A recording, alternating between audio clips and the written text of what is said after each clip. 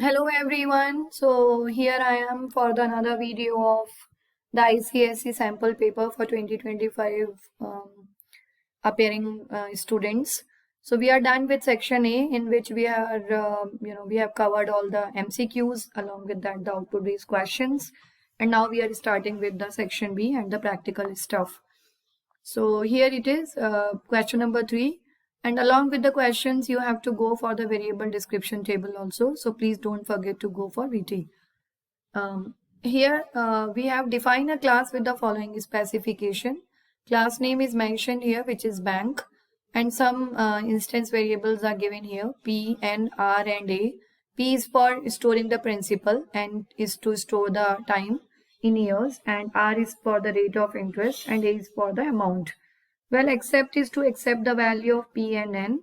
R you will find with the help of this only, the table, and A we have to calculate.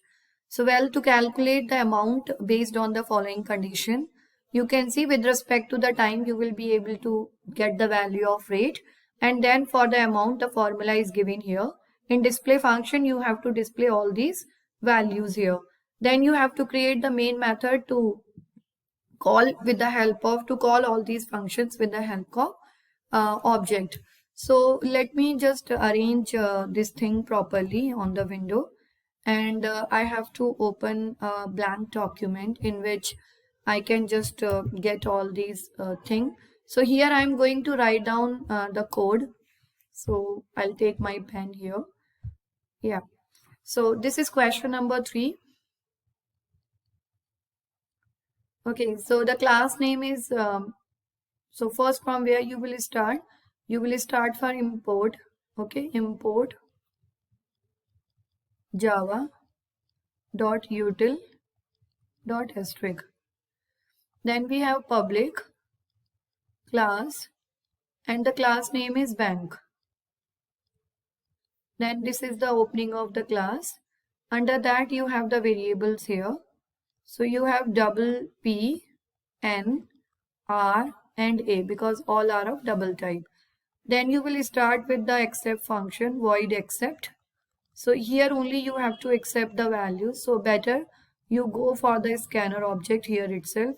Scanner SC is equal to new scanner, and you have system dot in. Okay, now you have to accept the values for P and N here.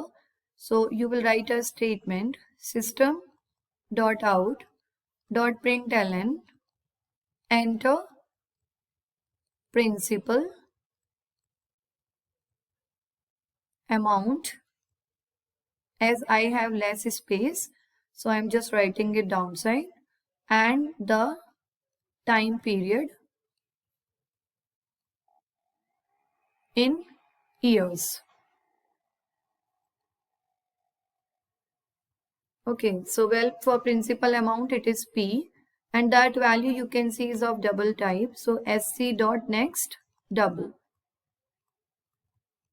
Okay, then next value you check, we have to enter for time N, which is of double type. So N is equal to, again we have SC dot next double.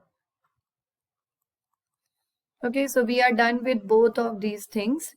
Next to that we have the void calculate function. So you have void and you have calculate. Under this void calculate, if you will see, we have one more table here, and the table is 1, 2, 3, 4. So what you will write, if this years is time you have taken in N. If time is greater than 0 and time is less than equal to up to 1 by 2, 1 by 2 is equal to 0.5, is 1 by 0.5. So rate of interest is R is equal to 9. Like that only you can just write down the condition for greater than 0.5, because equal to is here only, and N is less than equal to 1 year. So in that case R value is 10. Then the third one, if N is greater than 1 and N is less than equal to 3, so in that case R is equal to 11. If N is greater than 3 then R is equal to 12. Perfect. And then finally the closing of calculate function. Okay, calculate, you can't close it now. You have to calculate also with the help of the formula given here for amount. So what you will write here, A is equal to P into, and this is power. So power is mat.pow function, right? Mat.pow and 1 plus R by 100. Division, if any of the value is given, please don't forget to add 0.0 here. This will give you one decimal result and you will get one correct output. Okay, comma, and the power is n. Okay, so don't forget to give the semicolon here. Well, we are done with the formula also, and this is the closing of calculate function. Now we are moving to the next function, which is void display. Okay, for void display also, just display all the values here. So you have system dot out dot println. Okay, so first we have to display the value of principal here. So it is principal, and then you can see a space of one tab. This is one tab space in between, here also and here also. So you will give one tab space. You have to write it in same line, but I have left space, so I am writing in next line. Then again one tab space, and the next value which I have to display is rate, and then again one tab space, and then we have amount, and then semicolon. Next to that we have system dot out dot println, and we have to display the value of principal, which is inside which variable. If you will check the question properly, so you have principal here p plus, again you will give one tab space. The next we have to display time, which is inside n. Then again one tab space. Again after time we have rate, which is in r variable. Then again one tab space, and then we have amount, which is in a variable. So well, this is completely done. Now they are asking you to create the main function. So you will write public static void main, and then string args. Okay, but you have already created the object of class scanner, and you don't need to enter also any value here. For that we have a separate function. So first, when you will create the main function, then you create the object of the class. So class name, first I am creating the object bank, obj is equals to new bank, and then parenthesis, and then semicolon. Now what all the functions you have used here, one by one call all the functions with the help of object. So object dot first function name is accept. So first I am using the accept function, and then the next function name is calculate. Okay, you have to write all those things in the same sequence, because first you need the values. So first you will take the accept function, and then the calculate function, and finally we have object dot display function. Okay, so this is close, and then the main function we will close, and finally the class in which we have done all this thing. So I have done with the whole thing. Let me show you one more time the whole code which I have written for this question. So from here I have started. First we have created a class. Then these all are the instance variable. Then we have written the definition for the accept function. Here I have created the object of class scanner. As you know, if you want to enter any of the value, the object of class scanner is required. And then I am entering the value of amount, principal amount, and principal amount is one only, principal and the time here. P for principal, N for time. Well, these all data types are already given in the question. So you also have to take the same data type. Then when you will go for this calculate function, they are asking you to calculate the value of the amount. And for that, the rate of interest is also required, which is given in a form of a table. So I just wrote all the conditions, the given conditions in a form of if statements.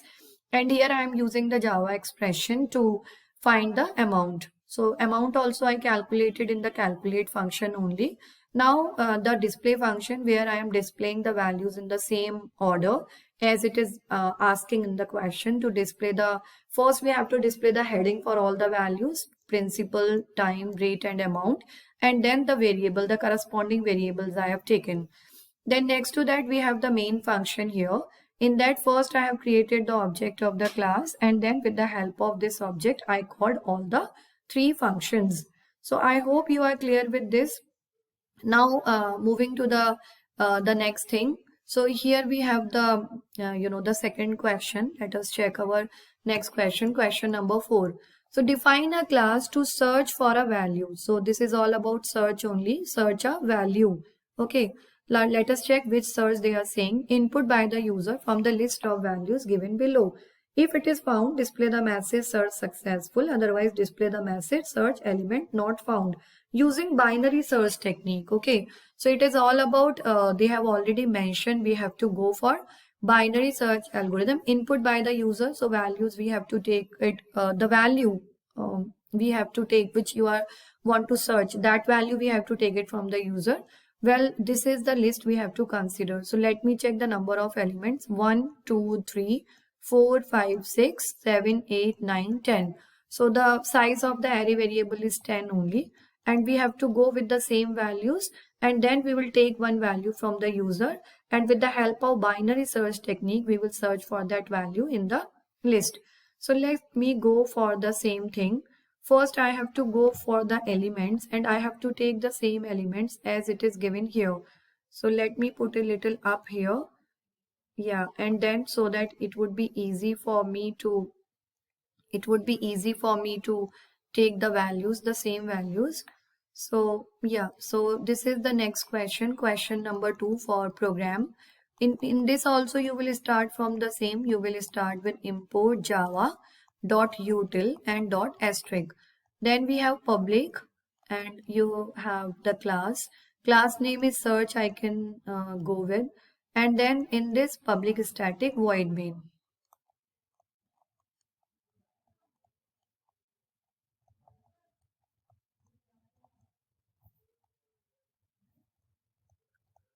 Okay, so under this first we will take one array variable. So array variable is int, not int. You can see the values are of double type. So we will take double here. Double a is equals to new double, and the size is 10. Well, you can declare a variable a, or you can go for directly also, is equals to, give the values here: 5.6, 11.5, 20.8, 35.4, 43.1, 52.4, 66.6, 78.9, 80.0, and 95.5. Okay, these are the elements. Now we will take one more variable here, number to be search. Okay, number to be search, again you have to take it of double type. So that value you can take it from the user. System.out.println, enter the number to be searched.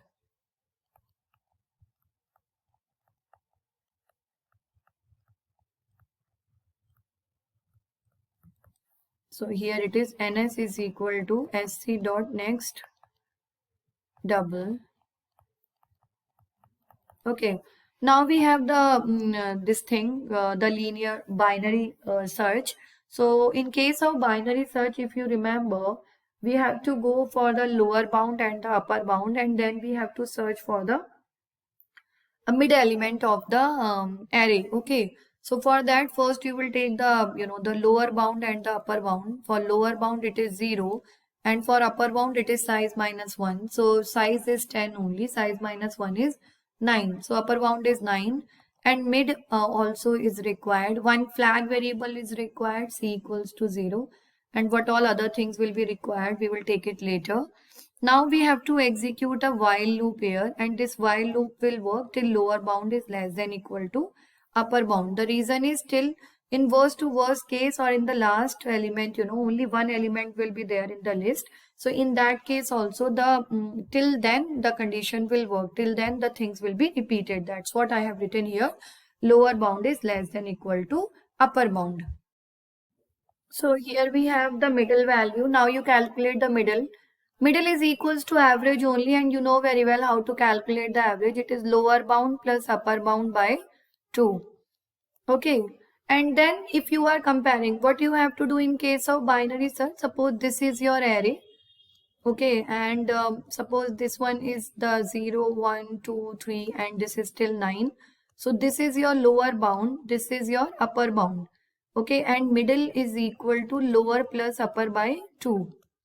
Okay, so mid is equal to 0 plus 9 by 2 is equal to 4, because we are working with integer value. Mid I have taken as integer. So here suppose you have the fourth one. So this will consider as the middle of the array. So well, what you have to do here, you will take one number to be searched and you will compare these two. Mid is the position, right? So element on this particular position will be compared with the number to be searched, like whether they both are equal or in the first half or in the second half. Because in case of binary search, if you know, the element must be sorted. So here we are considering in ascending order, which is from smaller to bigger. Okay, this is the thing we are following. So now we will go for the comparison of all three. So the array is A only. Let me check what I have taken for the array. Yeah, I have taken A only. So I'll write here, if A of mid is equal to number to be searched. Equality is double equal. So I took one flag variable also here, and flag variable is initially 0. But if this particular condition is true, this will become 1 and break. Now the second condition is if A of mid is greater than number to be searched. And the third condition is if A of mid is less than number to be searched. Okay, so well, here you please check. We have if m of mid is greater than. So this is greater than the value. That means the value will be in first half. So lower bound will be same only and upper bound will be mid minus 1. So upper bound will be mid minus 1 in case of this condition. Okay, so what you will write here, upper bound is equal to mid minus 1. Well, the same thing you will check for second one. In this case, lower bound would be mid plus 1. Okay, and this is the final close of the while loop. If C is equal to 1, search successful, right? Because this is matching. So if C is equal to 1, so we have to display something as they have given in the question. So system.out.println. What we will display here, I'll check it out. So they are asking you to display search successful, search element not found. Search successful.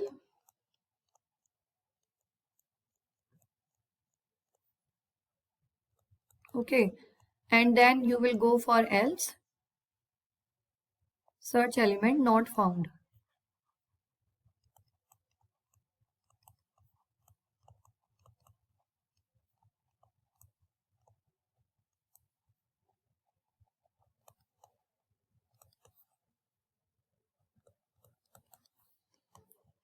This is main and class. So well, we finished this code. Normally one question from searching and sorting is coming. So they also have given here the binary search. Linear or binary related one question. Even the last year paper also it is there. So when I'll take that paper, I'll go for the explanation of the same. So here you can check, we have the search thing, public class search is the name of the class I have taken. Then I have taken one array variable. The size of the array variable is 10 here. Elements I have taken here. If you want to add these two things here, so you can just add here, and then you can skip this line. Okay.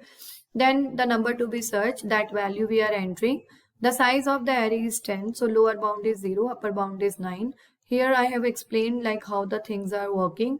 And then the three conditions, and the lower bound is less than equal to upper bound, because the process is going to repeat, but not for a fixed number of times. It will be with respect to a condition. So that's what I used here, a while loop.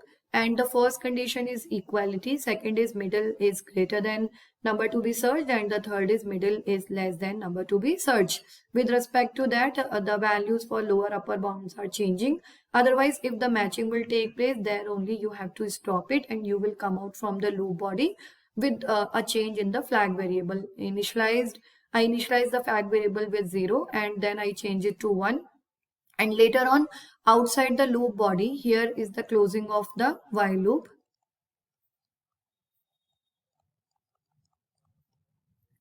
Okay, and here I've taken C is equals to 1. This is for search successful, and else is search element not found. So this is the closing and this is the closing of the main function. Here we have the closing of main and the last is the closing of class. So in this session, I covered 2 programs because the programs I explained in detail, so it will take a little time. In the next video, we will go for the remaining questions of the same section. So that's all about this video, and if you like the video, please don't forget to like, to subscribe and to share with your friends. Thank you so much. Bye.